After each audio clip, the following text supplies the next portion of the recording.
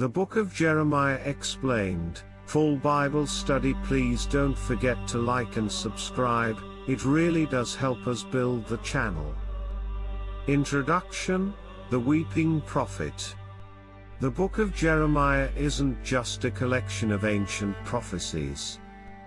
It's the personal diary of a man who loved God's people so deeply that their rebellion broke his heart. Jeremiah 1:4-5, ESV. Before I formed you in the womb I knew you, and before you were born I consecrated you, I appointed you a prophet to the nations. Jeremiah's story begins during one of the darkest times in Israel's history. The northern kingdom of Israel had already fallen. Now Judah, the last remaining tribe, was spiraling into idolatry, corruption, and injustice. And into that chaos, God sends Jeremiah. Not to comfort them, but to confront them. To speak truth to power. To call a nation back to its Creator. Jeremiah's calling, a reluctant prophet. When God first called Jeremiah, he was young, maybe a teenager. He didn't feel qualified or strong enough. Jeremiah 1:6, ESV, Ah, Lord God. Behold, I do not know how to speak, for I am only a youth. But God answers him, Jeremiah 1:7-8. Do not say, I am only a youth, for to all to whom I send you, you shall go, and whatever I command you, you shall speak. Do not be afraid of them, for I am with you to deliver you. God gave Jeremiah the strength to stand alone, against kings, priests, prophets, and an entire nation that refused to listen. Application for today. Sometimes God calls us to speak truth when it's unpopular. Jeremiah reminds us, obedience is more important than approval. The message of judgment. Jeremiah's message was not easy to hear. He preached that Judah's sins, idol worship, injustice, and hypocrisy, would lead to destruction. Jeremiah 2:13, NIV.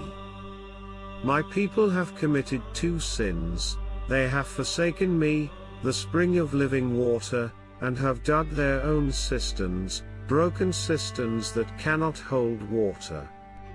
They had traded the true God for false gods, trusting in their own power, politics, and religion.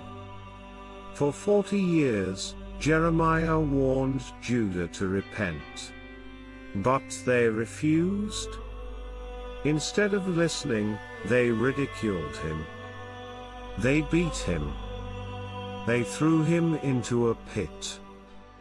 And yet, he kept speaking. Because God's word burned like fire in his bones. Jeremiah 29, ESV. His word is in my heart like a fire shut up in my bones.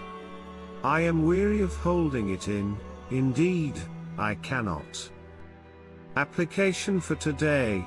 When truth burns in your heart, you can't stay silent, even when the world mocks you for it.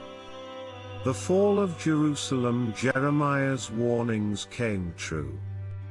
In 586 BC, the Babylonian army invaded Jerusalem. The temple, the very heart of Jewish worship, was destroyed. The people were taken into exile. Jeremiah 39:8, NIV. The Babylonians set fire to the royal palace, and the houses of the people and broke down the walls of Jerusalem. The unimaginable had happened. Everything Jeremiah prophesied came to pass. Even in his grief, Jeremiah didn't gloat or say "I told you so." He wept. That's why he's called the weeping prophet. Jeremiah 9:1, NIV, "Oh, that my head were a spring of water and my eyes a fountain of tears. I would weep day and night for the slain of my people." Application for today: true love for people means grieving for their brokenness, not celebrating their downfall. Jeremiah teaches us to intercede with compassion, even for those who reject truth. Hope in the midst of ruin. Jeremiah's message wasn't only about judgment, it was about hope. Even when Jerusalem lay in ruins, God promised restoration. Jeremiah 29:11, NIV. "For I know the plans I have for you, declares the Lord, plans to prosper you and not to harm you, plans to give you a hope and a future." These words weren't written to a comfortable people, they were written to exiles in Babylon. People who felt forgotten. People who thought God was done with them. God's message: I haven't abandoned you. Even in exile, He was working out redemption.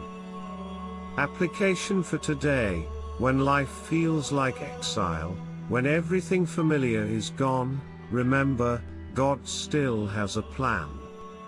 His promises still stand. The New Covenant. One of Jeremiah's most powerful prophecies points straight to Jesus Christ. Jeremiah 31:31-33, NIV. "The days are coming, declares the Lord, when I will make a new covenant. I will put my law in their minds and write it on their hearts. I will be their God, and they will be my people." This new covenant wasn't based on sacrifices or rituals, it was based on grace. It would be fulfilled centuries later, when Jesus came to establish a covenant of forgiveness, sealed by His blood. Luke 22:20, NIV, "This cup is the new covenant in my blood, which is poured out for you."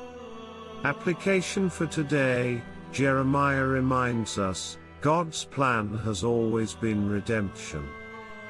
His love is relentless. His mercy is new every morning. Key lessons from Jeremiah. Takeaways from the book of Jeremiah: God's word is unchanging, truth doesn't bend with culture.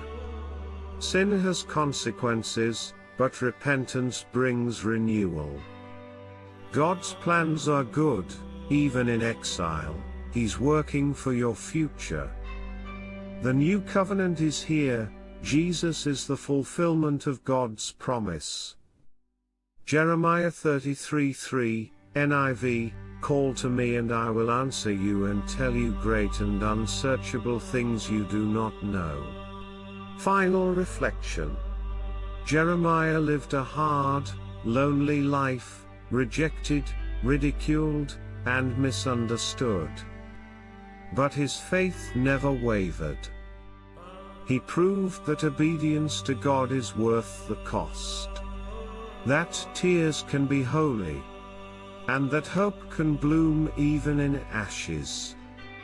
Lamentations 3:22-23, written by Jeremiah, "Because of the Lord's great love we are not consumed, for His compassions never fail.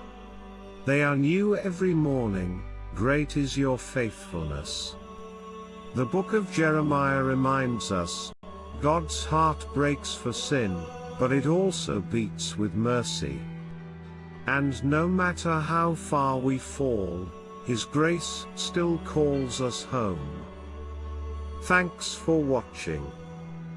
If this helped you understand the book of Jeremiah, hit like, subscribe, and share to help others grow in God's Word. Question for you: Which part of Jeremiah's story spoke to your heart most? Comment below, we love to hear from you. Stay in the Word. And let the Word stay in you.